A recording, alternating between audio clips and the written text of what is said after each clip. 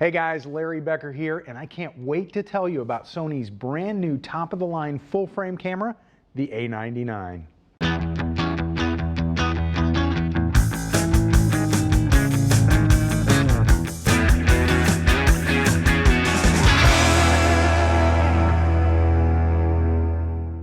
It's been a few years since Sony released a new flagship full-frame camera, but the new A99 should keep Sony fans happy for a while. Let me say right up front that the images that this 24.3 megapixel SLT captures are really good. The low light, low noise is quite good and just what you'd expect from this latest generation sensor. And the camera's capability to record HD video at 1080p 60 is currently unique for this form factor and price range. If that's what you wanted to know about, you can stop watching the video and order your camera now. On the other hand, if you'd like to know a little bit more about some of the things that make this camera unique, keep watching. The major features and specifications of the Sony A99 are pretty much on par with other cameras in this range, but there are some other notable differences, any one of which could help you justify picking up an A99 for yourself. For example, Sony cameras like this are not digital SLRs, they're digital SLTs because the mirror never flips out of the way when you're capturing the image, and that means you'll have no image blackout when the shutter clicks. You can just hold the shutter button down and keep taking pictures while your view of your subject stays there the whole time. If that's new to you, it's a great experience that'll really make you smile. And here's something nobody else offers. It's an AF range button. You tell your camera what the closest and farthest thing is that you're shooting, and it will only focus on objects in that range. So if you're shooting through a zoo cage or a fence, and you want your camera to always focus on distant objects and ignore the fence, the AF range feature can make that happen. The flip side of the digital SLT coin is that there's no optical viewfinder. That means that the viewfinder is electronic because the image comes from the camera's sensor. I've heard quite a few people raving about the quality of Sony's electronic viewfinder in this camera, saying that you can't tell it's not optical. Well, I don't necessarily agree with that. It certainly is the best EVF I've ever seen. And as somebody who's a little bit of an optical viewfinder snob, I think Sony might have just changed my mind. That's because I really like all that Sony offers with this EVF setup.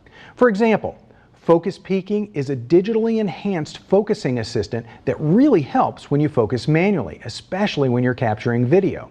Another great thing about the A99 is that it has a focusing system that reads focus from both the mirror and the image sensor, and the result is incredibly fast, accurate focusing.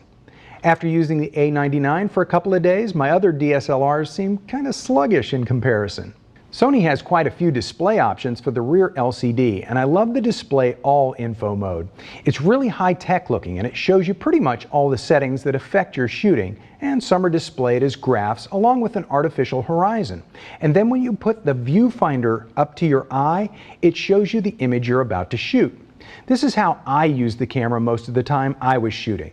And I turned off the automatic image review because while I love having images I just shot play back on the rear LCD, I have no use for an image I just shot playing back in the EVF.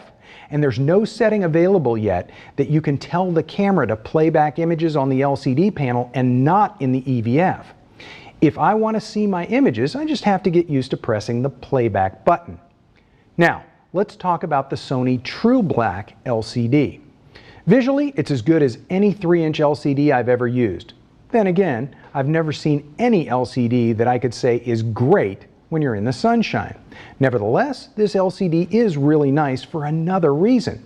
It can be repositioned to just about any place you'd ever need it. It tilts and flips and swivels, and shooting with live view overhead or down low or even backwards is no problem at all. It's a nice feature in this class of camera. So let's talk about the controls and ergonomics.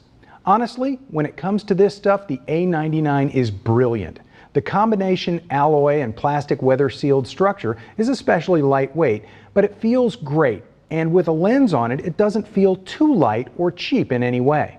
Every manufacturer out there has some sort of multifunction control dial or some sort of controller, but the feel and performance of the A99 joystick is tremendous. It's easy to handle even when your eye is against the viewfinder, and even though I'm left eye dominant and my nose is really close to the joystick when I'm shooting, I can still easily get to it and control it with my thumb. The grip is nicely formed and all the controls can be easily reached. But let me also mention a really cool customizable controller that's on the front of the camera.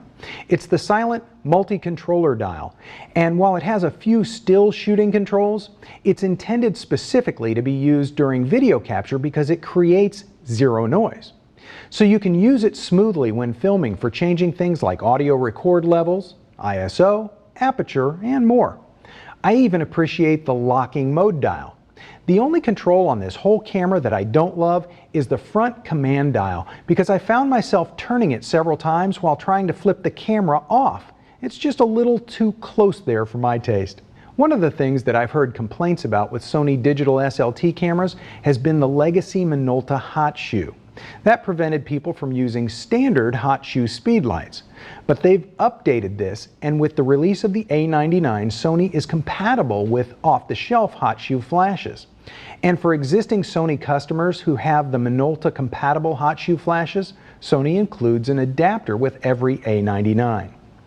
I mentioned that the video performance is especially strong on this camera, and that includes the fact that there are both microphone and headphone jacks, as well as 1080p 60 video capture.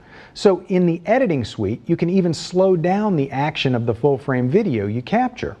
Although I didn't test this particular option, you should note that the hot shoe adapter is equipped with a couple of extra connections for an optional Sony XLR K1M mic and adapter kit, so that filmmakers who want to use an XLR input can use the A99 easily. The built-in stereo microphone is on top of the camera in front of the hot shoe, and when you see that, you'll realize that there's no room for a built-in pop-up flash. If there's a feature you're curious about but you didn't hear me mention it in this brief video review, it doesn't mean it's not there.